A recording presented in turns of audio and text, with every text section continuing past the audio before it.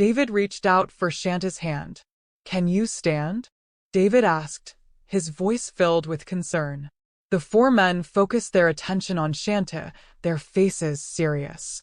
Jake's gaze was intense, as if he pitied her. Chanty understood the expressions on the men's faces. Given her condition, she probably looked pitiful at that moment.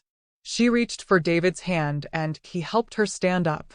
Only then did Chanty notice a petite man standing not far away, dignified in appearance, carrying a wooden tray with neatly folded face towels, along with a glass and a pitcher of water.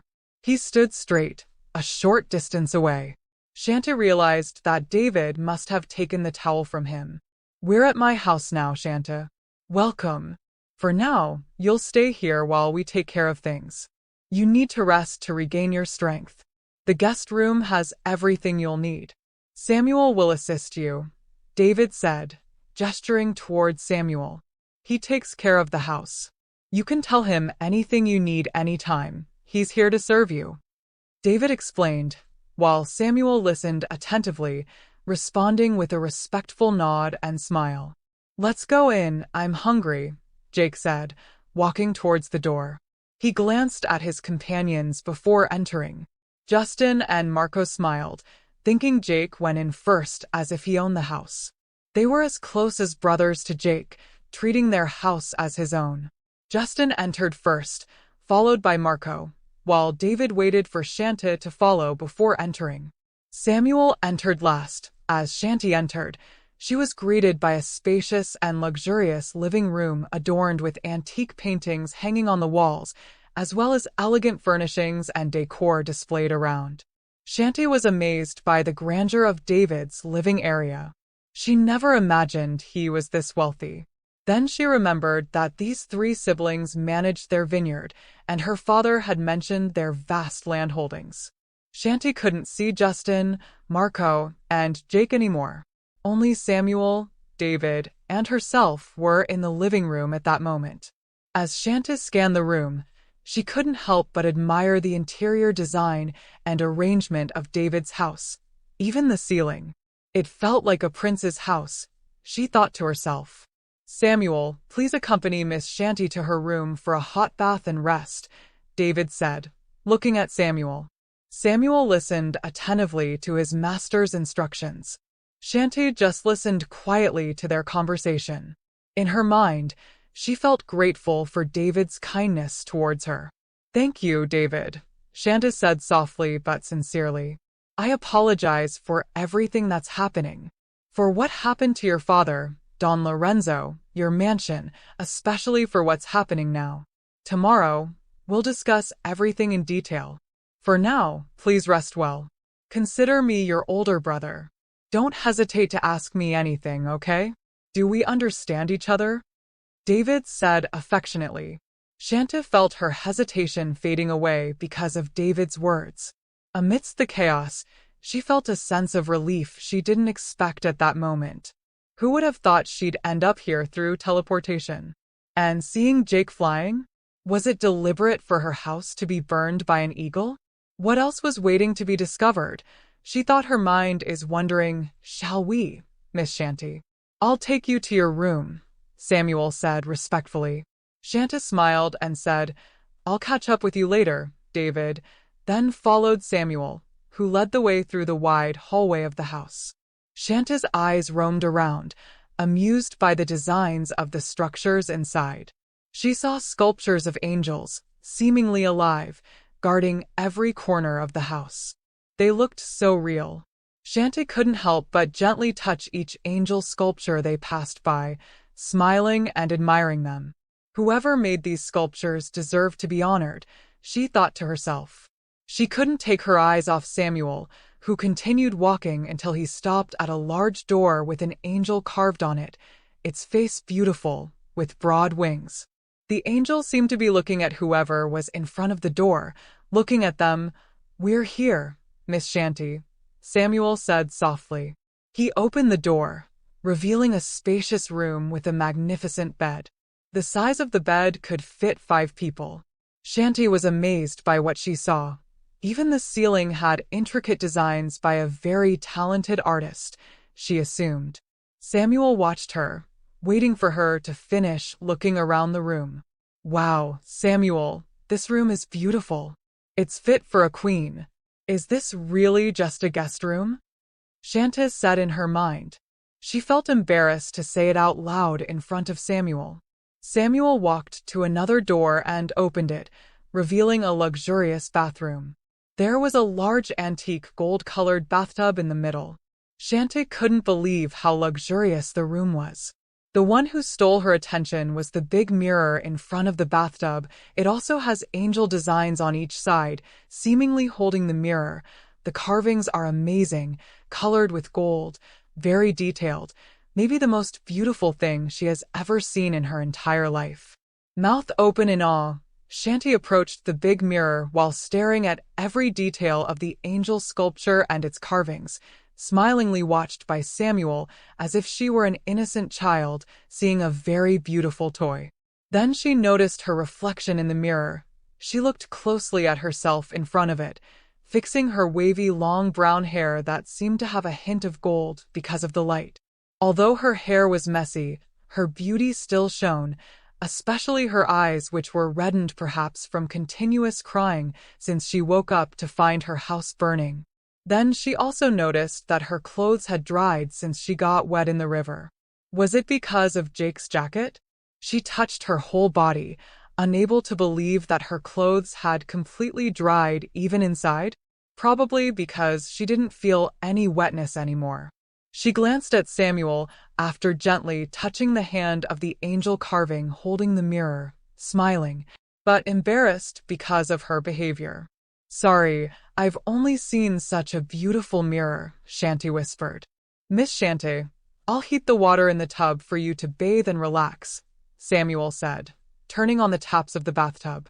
He also added various essential oils to make Chanty feel more relaxed. The surroundings smelled wonderful. Despite her restless mind, Chanty felt her thoughts calming down.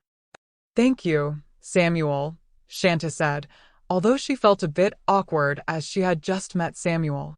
She remembered Yaya Maria again. She suddenly felt sad. She felt like crying, but she tried to hold back her tears at that moment. She watched Samuel, who knew exactly what to do.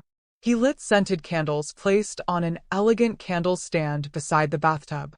Then he went to a large closet nearby. It seemed like a whole room in itself.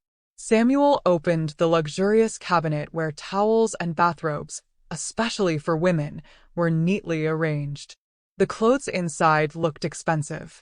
"Miss Chanty, I've prepared everything you need. I'll leave now.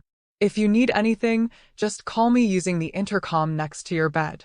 "Don't hesitate, Miss Chanty," Samuel said respectfully. "There's a refrigerator in the room. If you want some fruits, they're inside, along with juice and milk. Just call me on the intercom if you need anything else that isn't here. The dining area is on the right, straight ahead as you leave this room," Samuel added, explaining patiently, making sure she understood. Chanty said, "Thank you, Samuel," with a smile. Then Samuel walked out of the bathroom door, and Chanty followed him out of the bedroom. He slowly closed the door. Chanty was left in the wide and quiet room. She approached the bed, which had a long sofa at its foot. She sat down and immediately felt the softness of the sofa, feeling the tiredness and heaviness in her body. Memories flooded back to her. Tears started to fall slowly again as she looked around the room. "Papa, I'm here at David's house now. Papa, why did this happen to us? Why did you leave me?" She whispered repeatedly, burying her face in the sofa to muffle her cries. She couldn't hold back. Deep sorrow filled her heart again, feeling the loss of her mother all over again. Now it's her father she misses deeply.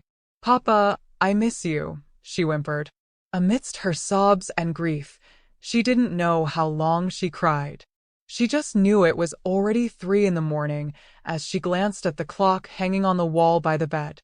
It was an angel carving. David liked angels, she thought.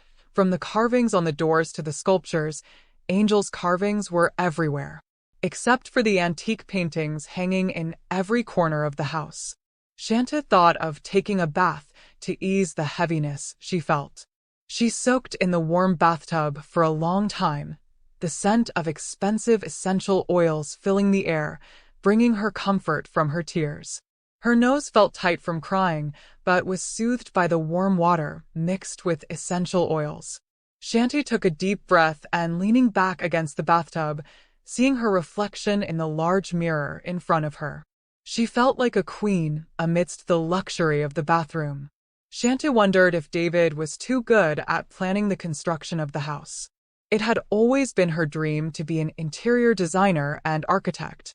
She thought, to design a guest room specifically for a woman, David must be meticulous.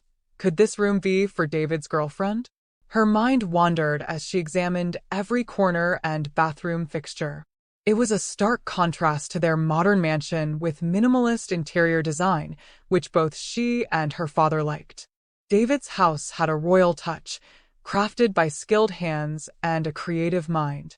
Chanty soon rinsed off and got dressed. She chose to wear the only white long-sleeved shirt hanging among the women's clothes, even though it was oversized. And there's women's underwear ready inside the cabinet? She was surprised to see that all the women's essentials were complete. She thought she wouldn't have anything to wear, but luckily, there were some. They were new and individually packed with expensive brand tags. "You're really unique, David," Chanty whispered to herself, remembering David's words that everything she needed was in the room. In the other cabinet were leather jackets for women, and used and brand new. She was amazed to find cowboy attire, hats, and boots.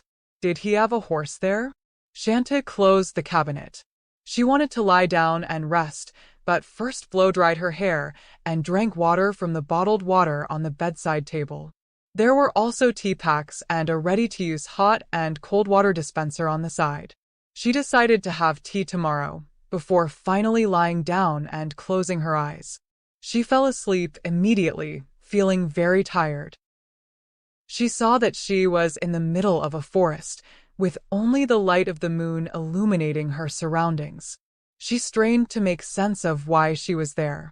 How did she end up in the middle of the forest? Wasn't she just sleeping in David's guest room? Her last memory was of lying down there. How did she suddenly find herself in the forest's heart? Despite the moonlight, she couldn't clearly see her surroundings. She spun around, trying to find a way out of the forest. Slowly, she walked, unsure if she was on the right path to leave. She began to feel the cold and fear, realizing she was alone in the forest, lost. Chanty. She heard someone calling her name. It was a man's voice, echoing all around, the most beautiful voice she had ever heard. She tried to locate its source. "Who are you?" Chanty shouted. "Show yourself." She yelled as she turned in circles, feeling the presence nearby. "Show yourself. Who are you?" She kept shouting, until the voice whispered in her ear, "Chanty." The whisper caused a shiver she couldn't explain. Fear and anxiety gripped her, yet she couldn't see who the voice belonged to, even though it seemed right next to her. "Who are you?" Chanty whispered, her voice trembling. Suddenly, a blinding light appeared in the distance, making it hard to see. She covered her eyes with her hands, peeking through her fingers. After a moment, the light vanished. She saw 7 men standing not far away, facing her, but she couldn't see their faces. Her heart raced faster. What should she do? Run? Call for help? Where should she go? Slowly, she backed away, but the 7 men moved closer. She decided to run, not knowing if she was heading in the right direction, only knowing she was terrified, running away from the 7 men chasing her. She didn't feel the long grass blocking her path. Where was she heading? She didn't know. It seemed endless, running while gasping for breath, calling out for her father. "Papa! Papa, help me! Papa!" She kept running, never looking back, until her legs went numb and she couldn't move. Suddenly, Chanty woke up, bolting upright, gasping for air, realizing it was a nightmare. It was just a dream, she whispered to herself, clutching her chest, feeling her rapid heartbeat. It felt so real, she muttered. Then she noticed the clock. It was 12:30. She jumped out of bed, quickly tidying up. Oh no. What time is it? David must be waiting for me, she said, embarrassed. She was in someone else's house and wondered how long David had been waiting. She drank some water, closed her eyes, and took a deep breath. Chanty, relax. Calm down and do what you need to do, she whispered to herself. She went to the bathroom, brushed her teeth with the guest toiletries, washed her face, and looked for something to wear with her long-sleeve shirt. She chose leather pants without hesitation, checking herself in the mirror. Despite her simple outfit, her figure stood out. She paired it with indoor slippers. That's enough, Chanty. Get out there. David must be waiting, she told herself, looking for a hair tie but finding none. She left the room, paused at the door, analyzing where to go. She looked left and right down the long hallway, deciding to go to the living room, unsure of what to do in someone else's house. She realized how big David's house was, almost like a palace. She stood there, hungry, her stomach growling. She remembered Samuel's instructions, right out of the room, right side, then straight to the kitchen. She headed right, feeling pulled down the hallway. The house was quiet. Where were the people? She thought they might still be asleep from exhaustion. She hoped so, as it would be less embarrassing. She walked towards the kitchen, admiring David's grand house, passing the living room but continuing straight to the kitchen and dining area. She saw a circular, elegant dining table with 12 seats, where Jake sat, drinking coffee. Jake's gaze seemed to pierce through her. Was that how he always looked? It made her uneasy. As she approached, she saw Jake's long hair was not in a man bun but flowed longer than she thought, wearing only a white t-shirt, making him look more handsome. Good afternoon, Chanty said shyly. I just woke up. Jake replied with a nod. Same here. That's why I'm having coffee even though it's noon, his baritone voice echoing. Coffee? Jake asked, pointing to the coffee machine. Chanty looked where he pointed, saw the machine near the kitchen door. She stood by the chair next to Jake's, holding the chair's back, and glanced around the dining area, amazed by the antique-filled house. Jake kept his eyes on Chanty. The kitchen door opened, and Samuel came out with an elderly woman. Samuel smiled at Chanty. Good afternoon, Miss Chanty, he said, bowing slightly, as did the elderly woman. Miss Chanty, food will be served soon, but I can make you some coffee if you like, Samuel added. Yes, please and thank you, Chanty replied with a smile. She noticed Jake looking at Samuel. Sir Jake, do you need anything else? Samuel asked respectfully. Jake shook his head. I'm fine, Samuel, thank you. Samuel moved closer to the coffee machine and prepared Chanty's coffee. Chanty moved closer to Samuel because she wanted to see what he was doing. She was just curious. What flavor, Miss Chanty? He asked politely. Cappuccino, she answered softly. Chanty noticed the elderly woman staring at her with curiosity and humility. Chanty smiled, used to such reactions when people saw her for the first time. She glanced at Jake, who was also watching, now smiling as if he knew what was happening. That's Laura, Jake said, introducing the elderly woman. She has worked here since David was 8 years old. Laura seemed about the same age as Chanty's nanny, Maria. Chanty felt a pang of sadness, trying to hold back her emotions. She needed to maintain the atmosphere out of respect for those around her. Hi, Laura, Chanty said, extending her hand with a smile. Laura shook her hand gently. I've never seen a woman as beautiful as you, Miss Chanty, like an angel or a goddess. I've seen many of Sir David's friends. I swear, all of Sir David's female friends are beautiful.